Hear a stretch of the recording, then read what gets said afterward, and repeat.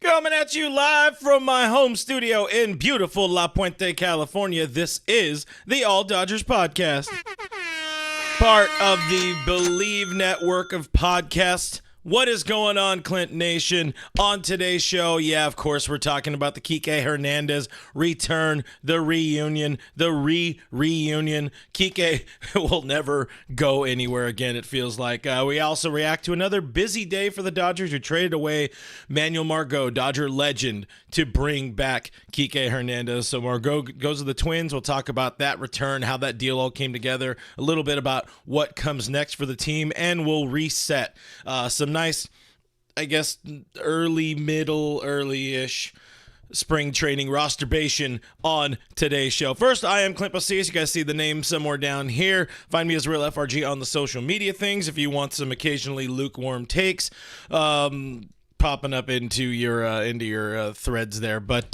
consider giving this episode a thumbs up. Thumbs up really help out the channel. Hitting that subscribe button really helps out the channel. And comments, and you guys just being here, man, it really helps out the channel. So let's get into some of the comments here. Let me know where you guys are representing your Dodgers fandom tonight on this Modelo Monday. Better open it off screen.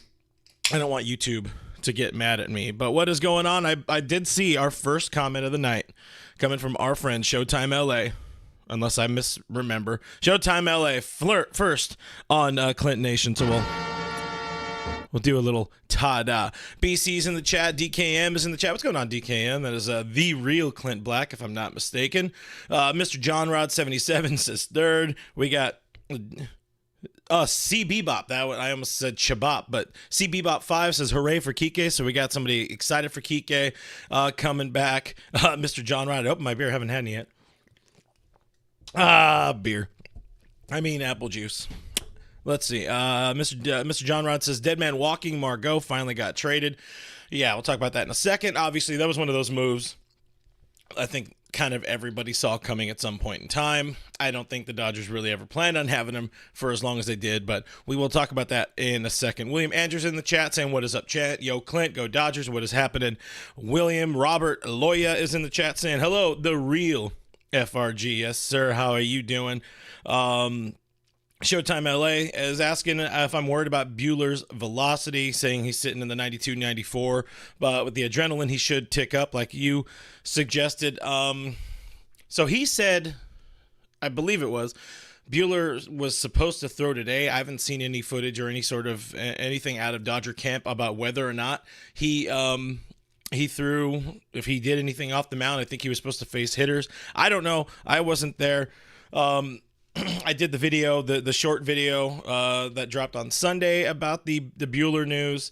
I'll give it a few more days, maybe 2 more weeks, a week and a half. We'll give it a week and a half before I start to actually really worry about it. I think knowing that Butane isn't supposed to be back until like May, they can buy some time right now. He doesn't need to be throwing at full intensity, full velocity. It sounds like one of the things Dave Roberts said was, the struggle seems to be in like completing his delivery. I think finishing his delivery off with regularity. So I think there's still a little bit of, he ramped it up, didn't ramp it up all the way at the end of last year, and then had the offseason, and he's still just kind of getting back into it a little bit late. But again, pin it on Walker Buehler right now. We'll see where things do end up soon enough. But DKM was praying for the Kiké comeback, and it has been answered. Kiké has been praying for the Kiké comeback all off season long. CB's in the chat says hashtag Clinton Nation. What is going on? Jennifer Sanchez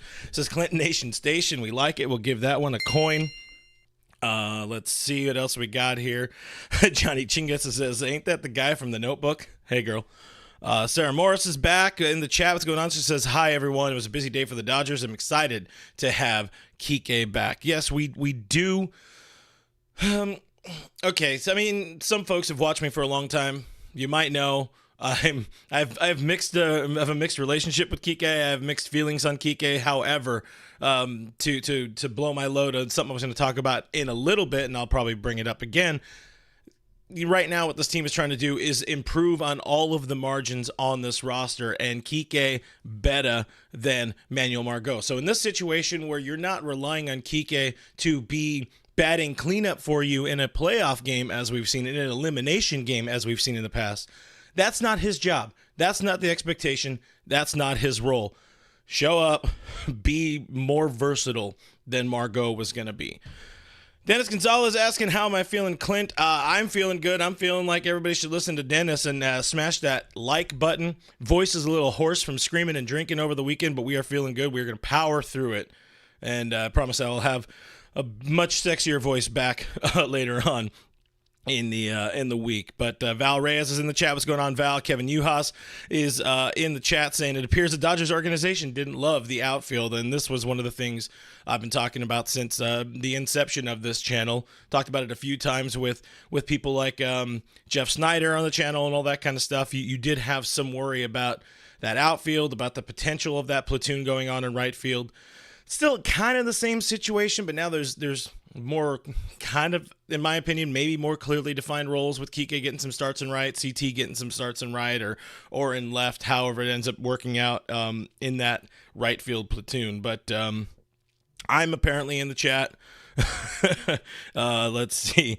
We got somebody saying they feel bad for Margot. You do feel bad, but at least he's going to have also himself a clearer path to playing time with Minnesota. I saw somebody else sending some love our way, and then I forgot to read it, so we will try to find it for a second, and then I couldn't find it, but I gave up. But I love you too, sir or ma'am, whoever it was. Jenny Vegas in the chat. What is going on, Jenny? Martin Rodriguez, big fan of the show. Thank you, Martin. And everybody, Dave Luna says Funny Faces is back. And yeah, let's jump on into the biggest story of the day. Here is the big ticket, brought to you by Modelo. It's not actually, but I think I deserve a drink. Kiké Hernandez, Enrique himself, Señor Puerto Rico. Not really that, but he's back. I mean, I guess Mariana was like Miss Puerto Rico at some point. But anyways, Kiké is back. All is right in the world. He wanted to be back all offseason. The Dodgers really wanted him to be back, but they were sort of handcuffed to the situation where they had to take on the Manual Margot contract to make the Tyler Glasnow deal happen. And that's just the way things work sometimes. Not that huge of a deal to have waited it out. I mean, this is the right offseason, I guess, to wait it out. So it took a while, but Kiké's patience, or really his persistence this offseason, was rewarded to a degree. I mean, 1-year deal, $4 million, kind of, his last deal was much better. However, he was not coming off the greatest of seasons. Yeah, he did bounce back nicely once he came back to the Dodgers from Boston at the trade deadline last year. Hit 265, 267 or whatever it was. He was in a better spot there. I think he ended up just kind of spiraling at the end of his time there in Boston, but it's a good signing, and again, it's a more versatile signing than the Manual Margot fitment on the roster at the time. So Kiké taking a $4 million deal. I don't know if that's indicative of him really wanting to be a Dodger, or the market just being sometimes it may be good and sometimes it may be shit. But he's back, and the move comes together because the Dodgers swing that trade with the Twins, Manual Margot, plus a minor leaguer, Rain Duncone. Some folks like him. He was ranked number 23 on the prospects list. Right now, the prospects list isn't the sexiest for the Dodgers, but it will get better as the season progresses and some of the younger pitching and younger, some of the younger prospects kind of talent evaluators get more eyes on these players as the season goes along. So the next time there's a prospects ranking update, Dodgers will be in a better spot. This guy, Duncon, probably would not have been the 23rd best prospect in the organization at that time, but that's just me wholly pontificating. But yeah, Margot goes to the Twins. The Dodgers get another young shortstop back. First, let's talk about Margot. It was a move, again, it never really made a lot of sense. It didn't make all of the sense. It was very clear he was the David Price to the Glasnow Mookie Betts. The Rays wanted some salary relief. They did not want to pay him whatever it was going to be, $10 to $12 million in payroll this year. So they packaged him along with Glasnow, sent him to the Dodgers. And let's be real, the Dodgers been working since that trade happened. They've been working. They've been shopping this dude for months. And now, I know the Twins, they say, were reportedly in on Hernandez. I'm sure some phone calls happened there where maybe they were going to try to sign Kiké, and then Andrew picks up the phone, tells the Twins, hey, yo, you want to just do this instead, and we'll send you some money. And then things worked out. Dodger fans, for sure, happy to have Kiké back. Kiké very happy to be back. Of course, he's the guy who broke the news that he was coming back to L.A. On the Twitter machine. The Dodgers front office, Dave Roberts, they're all happy to have Mr. Hernandez, K. Hernandez, or E. Hernandez, because we also have Teoscar Hernandez now. But the guy the Dodgers get back, of course, I know very little about the dude, 21-year-old switch-hitting shortstop prospect. He was the 36th, I think, overall pick, first-round pick for the Twins a couple years ago.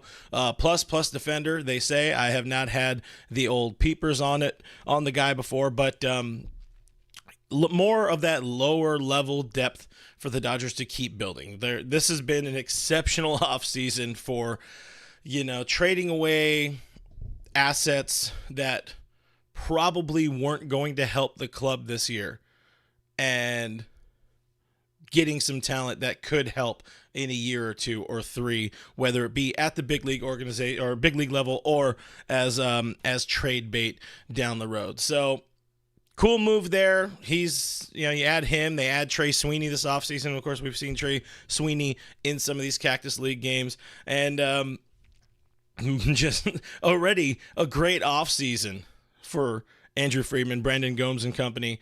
Keeps getting better. If they were at an A before, this is an A+. If they were at an A+ before, it's an A++, because you bring back the guy you wanted. You're able to send away a guy you didn't really want it. Of course, I already said it.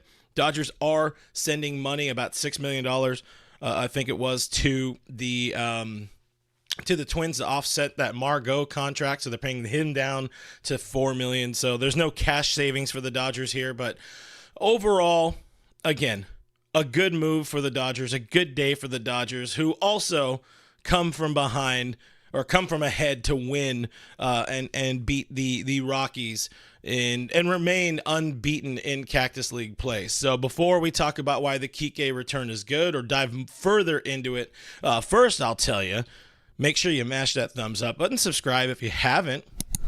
Those things, I felt like it got louder. Those things really help out the channel.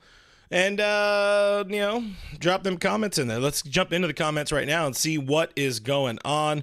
Jenny Vega said a little while ago, make sure you hit the like. So that's always smart. We appreciate that. Craig Osterberg's in the chat. IB Strokin is in the chat as well. Says, howdy, friends and neighbors. What is going on? Young Yi still unwanted list, Barnes and Vesia. So we'll talk about that in a little bit. I do want to, like I said, break down the roster and where it's at right now. I put together a super ultra rudimentary roster on a Google document, and it's going to be on the screen, and it's going to look bad, but at least we'll all have something to look at together while we're talking about it. DKM says, I will be living the 2017 dream now that Banana Man is back. Got to go back to Universal again. I don't know the Universal part, but the Banana Man, yeah, I did see somebody on the internet wearing their Rally Banana shirt and bringing back some old school vibes of better or different times, I guess we'll say, in Dodger blue. Let's scroll down. DKM talking about my sexy voice right now, sexy horse voice.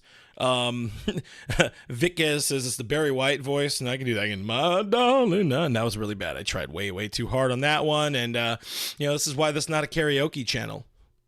Maybe not. I don't really know. One Eye Dragon says great smile. I don't know if it's I or somebody else, but thank you. I was born with it, or maybe it's Maybelline.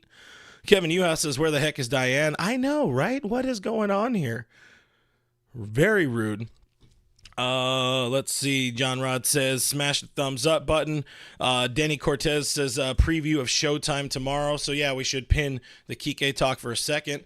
I did talk about it on the video that I dropped yesterday on the channel, and that I also dropped as a podcast. If you guys can't watch this show, if you can't watch it on YouTube, if you can't watch the live streams on Mondays and Thursdays for now until we expand as the season comes along, listen. You can always listen on iTunes, Spotify, iHeartRadio, part of the Believe podcast network. But Showtime, you got the big offseason acquisition making his Dodgers debut in the starting lineup tomorrow. That is Shohei Ohtani. You guys might have heard of him. 2-time American League MVP. He will be starting, and he will most likely be batting third in the lineup, unless he's batting second. I don't know where you guys want to see him. I think third makes sense. He's supposed to be a run producer, and Mookie and Freddie have a good tendency of getting on base. So just we'll see how that turns out. It's the well-guarded secret of the spring training, just to make things more exciting or whatever. Of course, the day after that, Yoshinobu Yamamoto makes his Cactus League / Dodgers debut starting on Wednesday. So it's a very, very exciting week for the Dodgers. Of course, you get Gavin Lux back. He makes his first start at shortstop today. Didn't get any plays, but came out of it alive, and that's important. But yeah, fun week for your Dodgers. Sarah Morris says, Margot wasn't the guy who I wanted, but I understood the Dodgers had to take him to get glass now. Hernandez is coming off double hernia surgery, and let's hope he'll be ready for opening day. That's another point I was going to get to in a second. He did have the surgery this offseason. The reports then were that he would be ready for spring training. I don't expect him to be ready immediately to get into a game tomorrow, but don't expect him to be too far behind, and do not expect him to not be on the opening day roster, that being Kiké. I'm getting some alerts that, we got some super chats, including this one here from Noah Ortega, $2 super chat. Thank you, Noah. Much appreciated. It says, hi, Clint. The banana is back, currently driving, but listening. Appreciate you, Noah. You're not only driving and listening, you're driving and super chatting. That's impressive. It's probably dangerous as well. So if you're going to do it again, be safe. Do it at a stoplight. No, I'm just messing around there. But thank you for the super chat there. And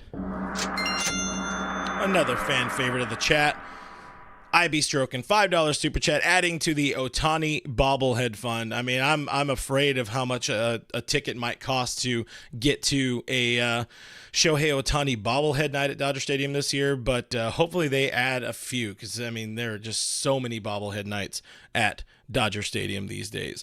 But thank you for the super chats, guys, so far. I don't know if I'll keep going down the list here. I don't know if anybody else has sent anything, but I will keep trying to read as many comments as we can, and hurt my voice even more for you. Christian Gomez just woke up in time from his nap for the for this live stream. So thank you for hanging out with us, Christian. Roy Estrada says, let's go Dodgers. We got a thumbs up in there. Thank you, Roy. Appreciate that. Robert Maxwell's in the chat. Nando390 says, Clint rocking the banana hammock. Never that.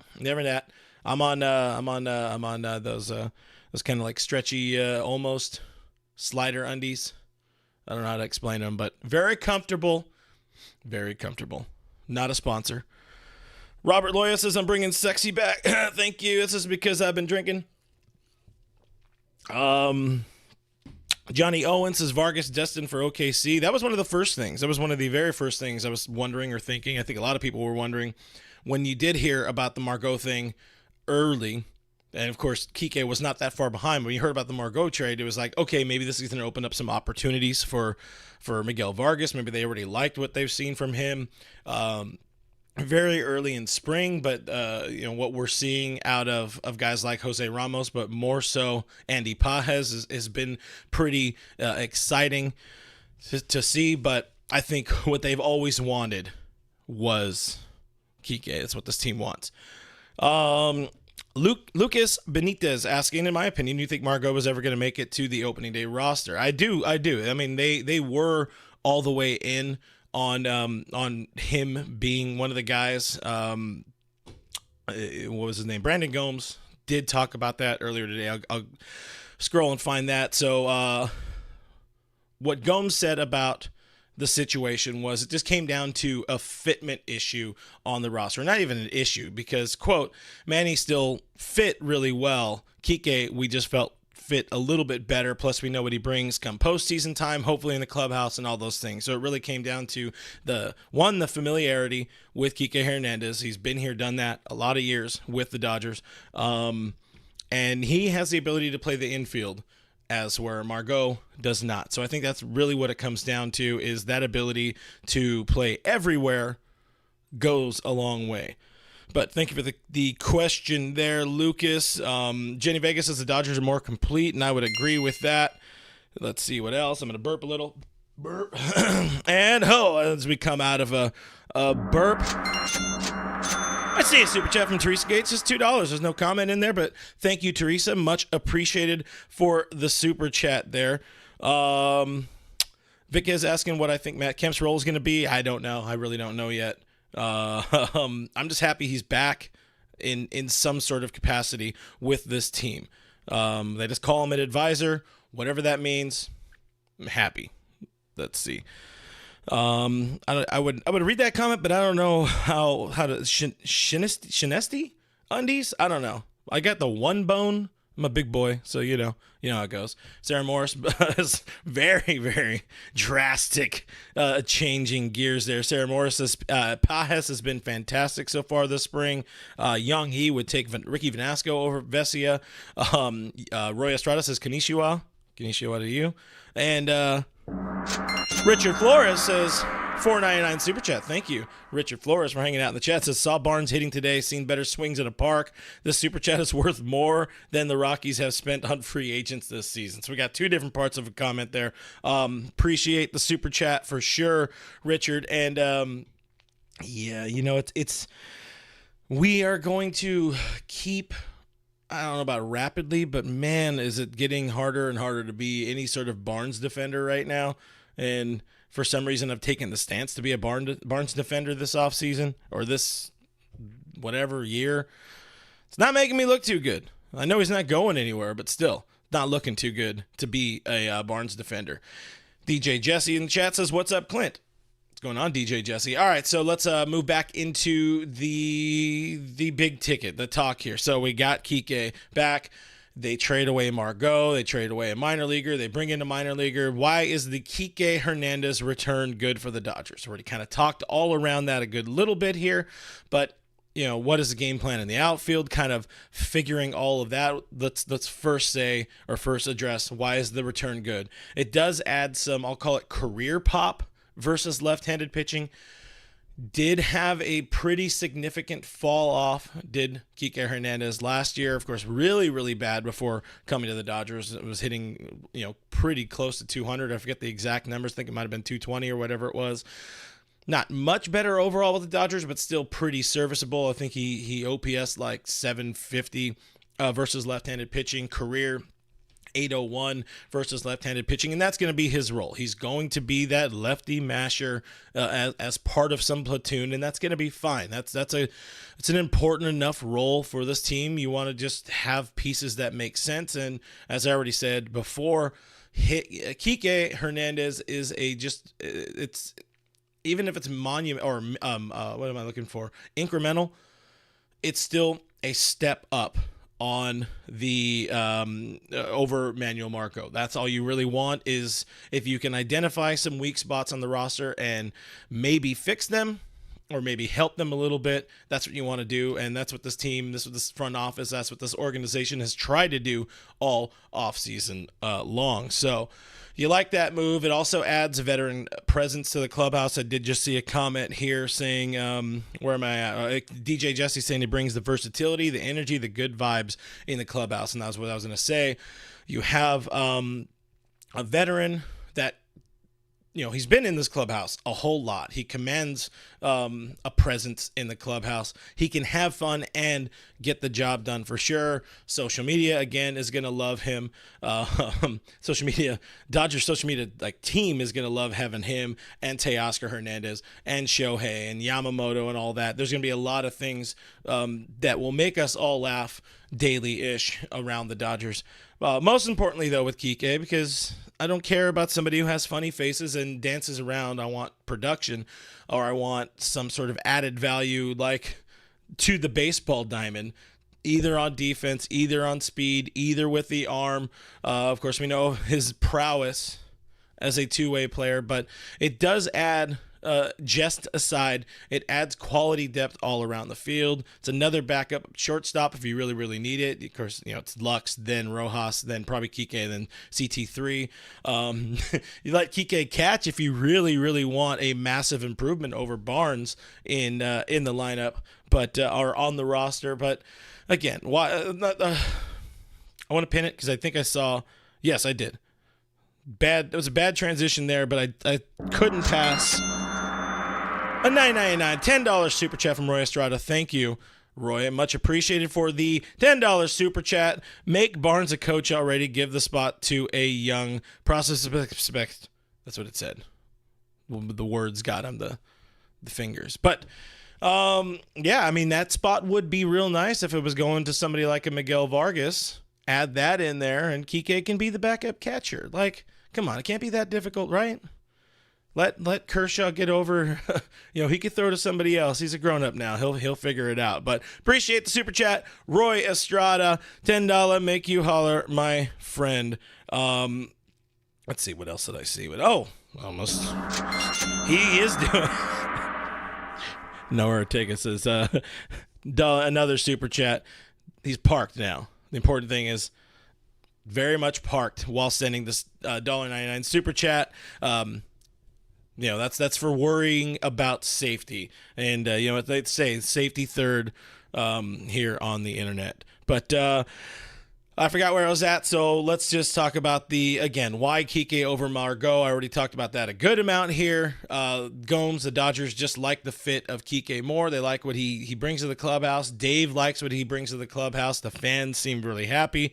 And just to button this all up, in my perspective, Kiké is just better than Margot. You add the versatility, you add the known commodity, and I don't think one of the things is I don't think we're going to see him try to steal home during a World Series game. So that's probably important. Now, let's dive into it a little bit more. How exactly does this play out? Does this open up more playing time for CT3? Will they still find a way to get a more playing time to Miguel Vargas? Probably not. I think Kiké kind of also closes that door there. Somewhere down the road, yeah, there's an opportunity there. Same with Andy Pages and all that. But the biggest thing we know that Enrique is going to add to this roster is vibes. The vibes are going to be through the roof. I already said it. Give me Kiké. Give me Teoscar. Give me Shohei. Add in funny faces Lux. It's going to be fun. Vibes don't win a World Series, but it will be fun to watch. That's about it. I mean, I've said I kind of got a little repetitive here. Didn't mean to, but, Kiké's back again, so might as well repeat on it. About halfway through the show, guys. Hope you guys are enjoying so far. If you are, make sure you hit that thumbs up button. Subscribe if you haven't. Enjoy the go listen to the podcast version too. Those things also help out the channel. Leave a 80-star review there or whatever you're able to do on podcast platforms. Let's see what else we got. Not that, but I don't want to deal with those. One iDragon says in CT3 we trust. He again is somebody that will get a decent amount of more playing times. Let's shift to. I got it written down on paper over here as well. Let's shift to a little bit of we'll call it the roster reset, and you guys are going to see some real professional looking typing here when it comes to this. So here's what you got for your 40-man roster here. Some guys are on the 60-day IL. some very few guys are lefty pitchers, but you got a lot of different pieces there. If we're looking at the people that are locks for opening day, Yamamoto, of course, Glasnow, those guys are definitely going to start games in Korea next month, and we're less than a month away now from the opening series there, the Korea series against the Padres. Where I question is whether or not they're going to bring guys like James Paxton and not Shelby, but the other one, Bobby Miller, because they're not going to start there in Korea. I mean, if they just want to bring them along also for the free trip or whatever, that's cool, I guess. That's fine. But you don't really need them. You just need 2 starters, a backup starter, and a few long guys. So this is where I would wonder if, like, Michael Grove makes the roster over somebody like Miller just for those 2 games. If Emmett Sheehan will be there for sure, provided he's healthy enough. He will be there.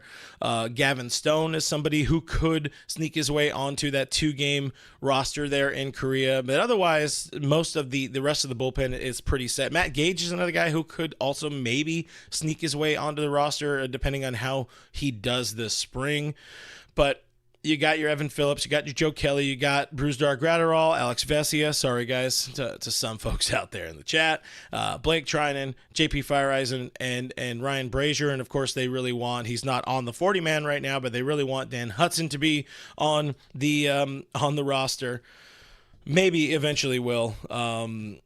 He's just got to keep pitching and showing that he's healthy. And then we're getting into the position player side of things. There's this guy, Shohei Ohtani. They say he's pretty good. He's probably a lock to make the roster. Will Smith, Austin Barnes, another sorry for you guys. Freddie Freeman, Mookie Betts, Max Muncy, Gavin Lux. You got Miguel Rojas. You got Kiké Hernandez. He's definitely going to be a lock. The rookie catchers, of course, will not. But it's nice to see Hunter Fiducia showing out a little bit. He got a base knock and helped put the Dodgers ahead to beat the Rockies today. And then in the outfield, Teoscar Hernandez, James Outman, Jason Hayward, and Chris Taylor. And of course, AAA depth will be Vargas and Pajes. So it's coming together. I don't know really where else you would add to this roster. Where are the clear weak points on the roster? Well, kind of talked about that in the last episode, the last live stream. The next weakest parts are the lefty reliever, just really having any lefty relievers in the bullpen, but maybe somebody better than Vesia if you're trying to, improve on the fringes. Vesia is a guy where they maybe have some replacement options with Gage and 2 other guys that are off the 40-man with Justin Wilson and TJ McFarland, a pair of non-roster invitees, guys I've also talked about of late. And the other weak link is backup catcher Austin Barnes. He's not going anywhere. That's just never, ever, ever, ever going to be a thing, as much as people might want it to be. But that thing's gonna ding, ding, ding again because I changed the scene and I didn't deactivate the thing. But that's where we're at. It's a good-looking roster. I don't think they do anything else. I really don't. Do you guys think there's anything else coming for this team? I'm very curious. We've heard the Kenley Jansen rumors a whole bunch. I don't see that happening. There aren't any other really exceptional relievers out there that are available. I like the guys that they have on the team, on the roster, in the minor leagues as non-roster guys. They're in a good spot, and I don't think they need very, very much. But let's find some comments here. Roy Estrada says, doesn't matter, lefty or righty pitcher, just need them to shove, and that's something I fully get behind. We want them to, anybody who's going to be here, any players, any pitchers in particular, they bring aboard, or they have on the roster, the active roster, just be able to get outs. I don't care with which arm or which foot you throw the ball with. Be able to get the damn outs. Yang Yi, can Ohtani throw with the left hand? Probably. Honestly, probably. That dude is that man is a specimen of a human being right there. Coach Charlie in the chat says we got the Pinch Hernandez bros now. I like it. I hope they. I know they will, but I don't know how they'll look in those really stupid uniforms. But I hope they don't do the the first letter or whatever, like T Hernandez and K Hernandez. I hope they don't do that. Just, we know which Hernandez it is. They have different names, or they have different numbers. So and they look different. I think we could figure it out.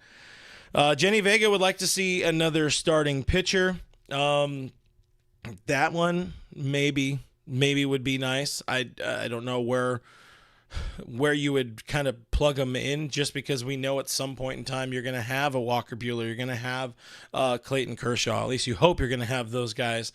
Dustin May says he's trying to come back this year. Tony Gonsolin, probably not, but he is trying to come back and throw at least something this year. And if you're not huge on Emmett Sheehan and Gavin Stone, then yeah, I can understand wanting a little bit more pitching depth, which is, again, very reasonable. Carlos Villasenor says, I should have a drink first, but is asking about Blake Treinen. He's been out for a super long time. Treinen's back. He's pitching. He's actually, I don't know if has he pitched in a Cactus League game? I don't think he has yet, but he's healthy. They say he's healthy, and they're fully set on him being in the bullpen on opening day. He made Shohei Ohtani look pretty foolish on in live BPs earlier this week or last week. So hopes are high for a bounce back, big time bounce back for Treinen. One of the things he said recently in an interview is that he wants to be like a great value, or something along the lines, something to the effect of he wants to be a great value to this team. Of course, he's only earning like $1 million or something only this year to pitch, but he's also trying to make up for not being around the last couple of years, and he could be one of the best and cheapest pitchers in baseball this year if all goes right. But definitely folks saying that they would like to have more starting pitching here. Young E asking about Justin Wilson. That's one of the guys I'm kind of sneaky high on. If let's say for the U.S. opening day, maybe the opening days are really tough. It's very annoying having these two because they're not going to bring everybody for no reason to Korea. They don't really need to. However, there is a reality where JP Feyereisen doesn't make the opening day roster, either of them, because of, he hasn't pitched in a while. Maybe he's either not bouncing back, maybe he's not getting guys out. Just spitballing here. He has options. They could buy some time and maybe you try out somebody like a Matt Gage or somebody like a Justin Wilson, who has been good over the course of his career. And when healthy, I mean, it's arguable that he's better than Vesia. When Vesia is good, he's really good, but he's become a lot more wild over the last couple of years than he was in 21 and parts of 22 and all that. Last year was really wild, and I want a little bit more consistency out of that spot. So I like Justin Wilson. I think it was a good sneaky signing. I hope they find a way to really explore that comeback for him. So Wilson's missed the last couple of years, essentially, with injury. But we'll see how that plays out. But they have the opportunities, either whether it be with Feyereisen, whether it be not having Blake Treinen on the not Dan Hudson on the opening day roster. They have kind of one roster spot to sort of free play with, and if it's Wilson, that's cool. Of course, you would need to add him to the 40-man roster. They would have that space. They would have that luxury because they still haven't put Kershaw on the 40 or on the 60-day IL. They still have not put Nick Frasso, I believe, on the 60-day IL. So you have some opportunities there to see what you got in Justin Wilson. BC says if they win the World Series this year without Ohtani on the mound, really think they repeat. Yeah, next year's rotation is going to look real effing good. I will say that. Johnny Owen talking to Roy Estrada says this has got to be our year. I feel pretty good about it. As Walker Buehler said a couple years ago in a tweet that was very quickly deleted because the Dodgers don't really like when people tweet things, or he just didn't like it. But Dodgers year. That's it. I'll just say Dodgers year. Mr. Seabad says, breaking news, Dodgers signing Ron Say and Steve Garvey to bring more cohesive clubhouse in 2024. Probably not. I don't know how cohesive that clubhouse would be. I think they barely like each other these days. But that's just my 2 cents there. Teresa Gates smashed that like button. Hope you guys did too, by the way. La Jolla Poppy's in here saying some things. You do you, boo. What else we got?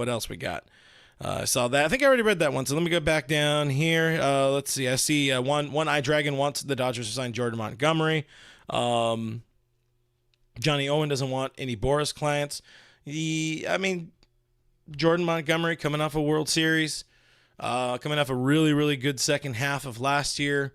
If you're able to do what the Cubs kind of did with Bellinger and pay that premium now, essentially give him a fake 1-year contract and pretend it's a longer contract. It'd be nice to see somebody like a Jordan Montgomery in, did I say just in the first few times? I don't know. Time has no meaning, but Jordan Montgomery in the rotation. Be probably nice to see a Blake Snell. Maybe. I don't know. He kind of has that weird, Padres taint on him. So, as I've said this offseason, I'm not a big fan of Padres taint personally. Let's see. Elisheva's happy in the chat saying, yay, Kiké. Happy to get Kiké back. Edwin Dunning likes Kevin Gowdy. Kevin Gowdy, another guy, like we haven't seen Jesse Hahn yet, but a couple of guys that have some big league pitching time under their belt. I think if we see Kevin Gowdy on the big league roster, some things went pretty wrong. Kevin Uhas, good comment here as I'm a little bit back. Says, if Buehler gets more bad news, do we shut him down and look to trade for someone? I don't know about the trade. I think they would hope for Stone to do good or to kind of assume his final form. I think they would hope for the most out of Emmett Sheehan. I think if there is something that goes wrong with Buehler, the Buehler plan doesn't work out, Sheehan's going to be the first guy that kind of steps in. But if he's already in the rotation because they still don't have Kershaw, you don't know what you're going to really expect out of the full season of James Paxton, then we know this team is loaded with the ability to go out and trade for talent or sign talent, potentially. One of the things, one of the things that did hurt this team was that Nick Frasso injury, the shoulder injury. He is missing the entirety of the 24 season. They do have guys, though. They do have guys like Kyle Hurt that they want to try to start. I think they're still going to try to have Michael Grove pitching in the rotation. Should be a bullpen guy. River Ryan, another bit of news I haven't really covered yet on the channel, but he's shut down for spring training, much like they did with Bobby Miller last spring training. But he's not healthy right now. It shouldn't be anything major. I forgot what exactly the issue was, but they just said no spring training games for River Ryan at this point, and that's gonna be one of those guys that a pretty important piece to the overall depth, the depths of the depth for this team this coming season. But yeah, if Buehler gets the bad news, I think that's going to be a really, really painful wake-up call-ish for this team. Like, they need that guy. They need that guy to be what he's been in the past. And I don't know, the reports they seem kind of mixed right now out of Camelback Ranch. So we'll see how things turn out. But I will pin the worst-case scenario. We'll hold on to that, the potential worst-case scenario. Nando390 saying that Gavin Stone needs more confidence on the mound. Hey, if he keeps doing things like he did in his first spring training outing, I think he's going to be okay. Just needs to get outs. Just needs to, work on what if all the excuses they kind of had, or the two excuses. I guess there was a blister on his foot and he was tipping his pitches, which sounds pretty convenient for them to have two things that were wrong. But he's just got to have the new year, new me. mentality, and I think he'll be fine. And we've seen this guy be pretty damn confident here in spring training, in the spring training in the past with this team. Words are hard right now. Struggling. I should probably have some more beer. Number one, Modelo Monday. Aaron asking or saying Margot never really felt like he was going to do much. Happy trails. Yeah, I don't think. I don't know if Kiké's going to do very much more, but he's around, and Margot would have been around. I guess it's just more of Kiké is a more exciting player than Margot, and again, he's not going to try to steal home in a World Series game, and that's probably important. Craig Osterberg asking, when will Gratterall pitch? I don't know. I have not heard the latest from camp on that. We know Yamamoto's pitching this week. I would assume Gratterall by sometime over the weekend. What we've seen with Brusdar in the past is he'll show up and then kind of get some arm barking on him a little bit and be shut down. So that's about it. He'll be fine. The reports coming out that he's fine right now. I think he threw a live BP over the weekend. Don't be surprised if you see him this weekend here. Mr. Seabad says, do not let May pitch in May. Don't do it. He won't be pitching in May, that's for sure. Give him he's saying that he wants to be back by August or September. I still think that's kind of early. I don't think Dustin May makes it back this year.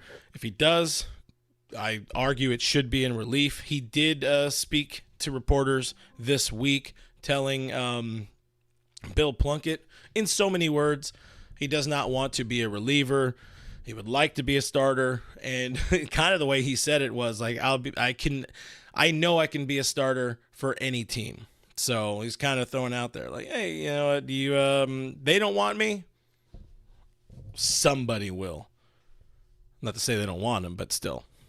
I don't know that they can go through another season of potentially relying on Dustin May just for him to get hurt again. But anyway. That was slightly wrong. Noah Ortega says, friendly reminder that Kiké's getting paid $4 million more than Ohtani this year. It's $2 million because he's getting 4 and Ohtani's getting 2. But still, that is a funny comment, and I appreciate it right now. Bob Student 10 says, Trinan wants to bless this team for keeping him when he's been down the past 2 years, really. He was didn't pitch at all last year, and they were relying on him in 22 to come back at various points, and it just did not work out. Roy Estrada, Hudson making the opening day roster. That's what they say they want. As we stay in all comments here. They really want him to make the opening day roster. Will he? I don't know. He needs to prove that he's healthy. We know he can still be a weapon out of that Dodger bullpen.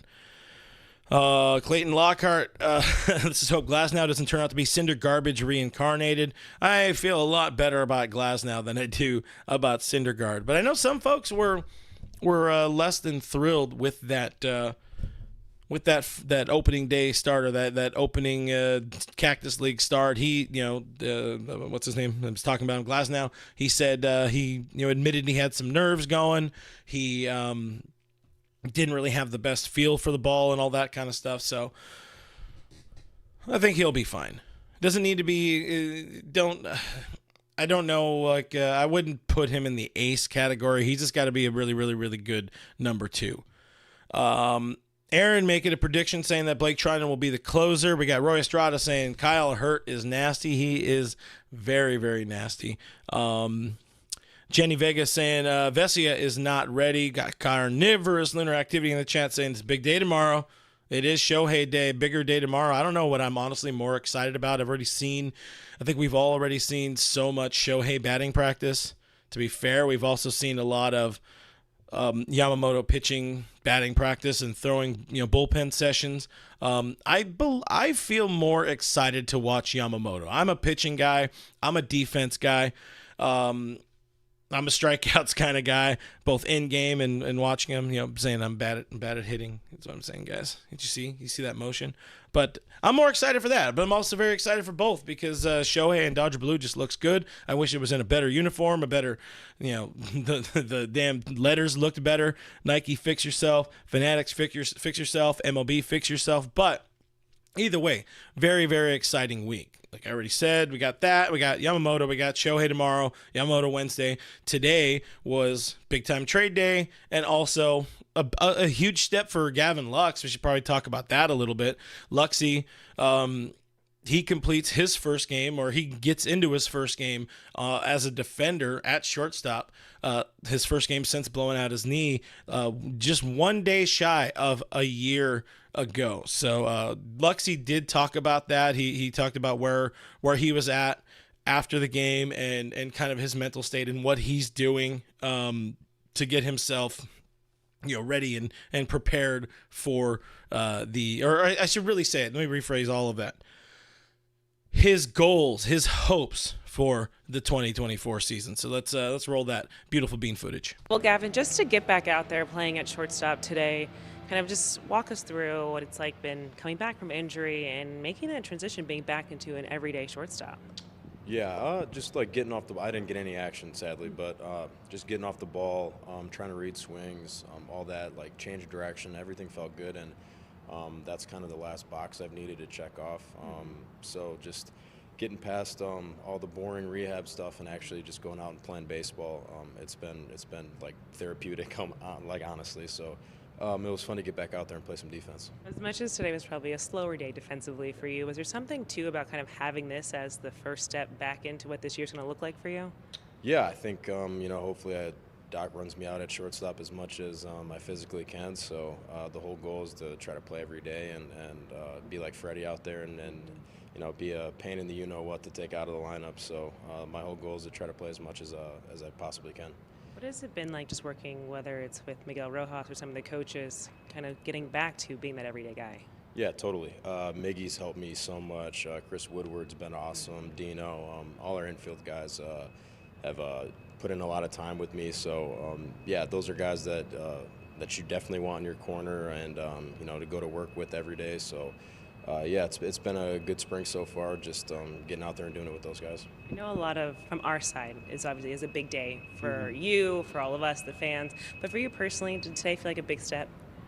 Yeah. I think, like I said, 2 days ago, running first to home was like a box I needed to check off. And then today getting out there, I didn't get any plays, but still like the change of direction and all that felt good. So I feel like that was kind of one of the last boxes. So now it's just getting out there doing it back-to-back days, which I think I am Wednesday, Thursday. So see how we go from there. All right, well, we're happy to have you back. You really set the tone for an exciting week. You're back at shortstop tomorrow, Shohei, and we get Yamamoto. I mean, this is a big week for the Dodgers, and we love seeing you back out there. I appreciate it. So we got Luxy wanting to play every game. He wants to be everyday Luxy. I don't know that that's the best plan for him, especially coming off of a major knee injury. Just want him to be the best number 9 hitter in baseball, and don't hurt yourself. Just don't hurt yourself. That's all you got to do. But happy to see Luxy get in there. Did not get any action today on the field, but he'll have plenty of opportunity leading up to opening day in Korea. So getting into the chat a little bit more, I know Diane joined the chat late. Diane, what's going on here? No, appreciate you hanging out. She says, hey, peeps, we are a quarter of the way to 7K. Almost at 7,000 subscribers or getting closer to it. So smash that like button. Hit that subscribe button if you haven't done it already. It really helps out the channel. And that got really loud again. I apologize. And I also see, so a couple more. Let's catch up with Diane right here. Diane says, what happened at work today? She worked today, joined the stream late. Now we have Kiké and Margot is gone. Yeah, there's a lot that happened. There was a trade. Kiké re-signed. He announced it himself. So it's a happy day for some folks here in LA. And the last one from Diane, a $10 super chat. Thank you so damn much, Diane. Says, sorry I'm late working. I miss so much. How do we get Kiké? You got to go back and watch the show. But, yep, Manual Margot traded to the Twins, opening up that roster spot for the return of Kiké Hernandez. So, a happy day for many folks here in Dodgerland. We're talking a little bit about Kemp in the chat. I don't know where we're at, so I'm just going to find one that makes a lot of sense and then stick with it. So we'll go with Mr. Seabad here. Question: if you're the opposing pitcher tomorrow, how do you challenge Ohtani, or do you walk him, or do I challenge? Oh, I challenge the hell out of Ohtani. It's people are paying good money to be at Camelback to watch this guy in his first game. Shit, give him a damn cookie down the middle. Watch him hit like a 500-foot tater. I think that'd be really, really fun. Who are they playing? The White Sox? They have zero playoff aspirations. Just let it happen. Hopefully it's like a grown-up pitching who's not trying to make the roster. They already have, a roster spot secured on the White Sox, even though I don't know if they have any good players there anymore. But yeah, just let it eat and let Shohei show out for the fans. They deserve it. We all deserve it. Hopefully that's what happens. I don't know if this was a typo or an autocorrect, but Steven Munoz says, I really hope we get rid of Piggy Vargas instead of Miggy Vargas. Oh, crap. Another $10 super chat. You guys are going nuts tonight. Appreciate you. Kevin Uhas, what is going on? Kevin Uhas, $10 super chat, saying we really only need 3 dominant starters for the playoffs, which I think we have. Our top 5 in the lineup should always be Betts, Freeman, Ohtani, Teoscar Hernandez, Will Smith. Anything else isn't okay. And maybe you need 4, or you do need 3 dominant starters. You definitely need 4 to get through the entire gauntlet of the postseason.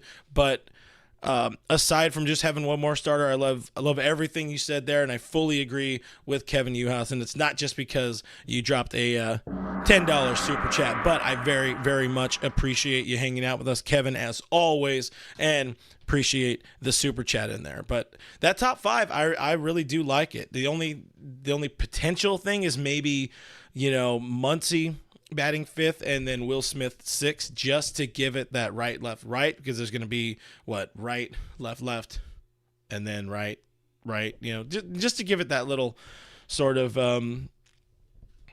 what do they call that? Break up the lefties in the lineup, as I guess that's not exactly it. That's what the goal is, but yeah, that's what I would want to see.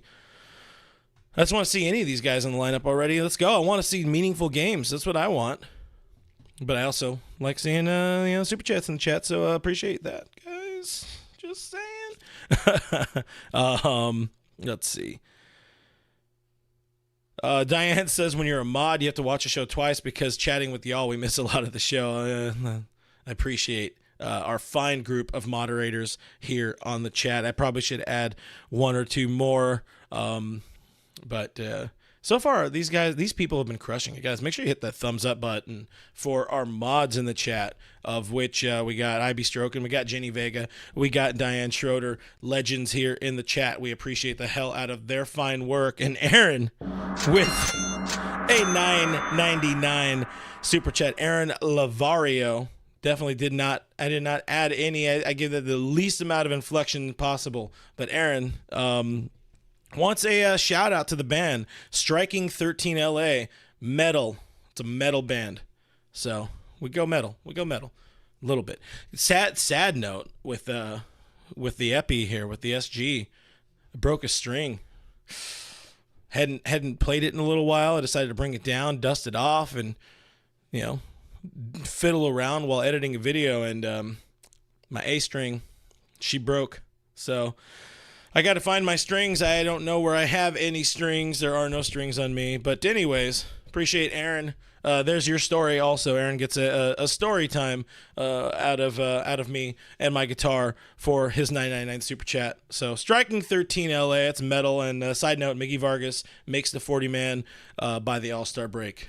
Well, he's already on the 40-man. I'm assuming you meant the active roster. I think that's a pretty fair take there. But again, appreciate the super chat, Aaron. Appreciate all the super chats tonight. You guys have been crushing it. Jenny Vega watches the show twice when she's late and not here. So y'all are crazy. Kevin says, making Clinton rich 1 super chat at a time. No. Just keeping the dream alive. That's all we're doing, guys. Jenny says we need more likes, though. We got to listen to our moderator. We need more likes out there. But we'll get a couple more comments, and we'll get the hell out of here. I did talk about Dustin May a little bit. I'll probably drop another shorter video tomorrow. I think the plan is going to be, guys, I probably should have said this much earlier in the show, but I think the plan is going to be on live stream days. I won't drop the kind of like 6 to like 10 minute update videos, but I am going to try to do content daily where I really just talk about what I think, what I believe, what I feel are the most important storylines coming out of, the team from that day. Most likely we'll drop those around 6 p.m., 7 o'clock on the YouTube channel here. Depends. Carnivorous Activity watches the show in 10-minute segments and defer the rest. Appreciate that. But anyways, so I wanted to talk about Muncy because I've been one of the guys who haven't talked about Skinny Muncy yet. I'll probably save that for another video. But one of the last things I'll talk about is non-Dodgers related, but kind of because he's been a long-time enemy. I don't know if you guys saw Brandon Crawford signs a deal with the Cardinals of St. Louis, who are putting together a very, very old team out there in St. Louis. But that's one of those ones that's really, really just kind of weird to see there because B. Craw, longtime giant enemy, arguably, one of the top 5, maybe not top 5, top 15 greatest Giants of all time. Maybe a top 5 San Francisco Giant of all time, maybe, depending on what people's view of him is. But he's really, spent 13 years there as essentially the starting shortstop for the Giants, but they were never going to bring him back. Kevin Youhasen thought he was going to retire. He might have, if he was going to retire, it was going to be the way our poor hero Joey Votto would have to retire, because Joey Votto desperately wants to play baseball, but the problem is he's 40 and not very good at it anymore. He's also extremely limited. I mean, he's okay. I would take him on my softball team. We are coming back, by the way. But now, man, Brandon Crawford signs a deal with the Cardinals, and he will continue playing. The Cardinals have some depth issues there at shortstop, so B. Craw can still get it done.